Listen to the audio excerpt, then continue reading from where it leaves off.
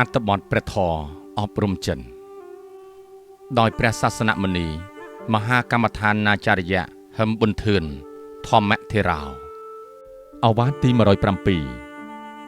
បុគ្គលណាមានសតិកំពុងគ្រប់គ្រងរក្សាកាយចិត្តឲ្យតាំងមាំក្នុងសេចក្តីមិនប្រមាទហើយមានបញ្ញាកំពុងពិចារណាកំណត់ដឹងនៅដំណើរជីវិតដែលប្រព្រឹត្តទៅឃើញច្បាស់នៅសភាវធម៌ពិតឲ្យប្រកបត្រឹមតែកាយចិត្តនាមរូបកើតហើយរលត់ទៅវិញតាមធម្មជាតិផុតចាកសេចក្តីប្រកាន់ហួងហែងបុគ្គលនោះឈ្មោះថាជាអ្នកកំចាត់បងនៅរាគៈទោសៈនិងអវិជ្ជាជាអ្នកអស់អាសវៈឆ្ងាយចាកកិលេសហើយបុគ្គលនោះមានឈ្មោះថាបានកាប់ឆ្ការតណ្ហាដែលជាគ្រឿងចាក់ស្រេះទាំងខាងក្នុងទាំងខាងក្រៅមិនឲ្យមានសេសសល់ឯតណ្ហាជាគ្រឿងចាក់ស្រេះនោះរមែងរលត់ទៅក្នុងលោកនេះជាបុគ្គល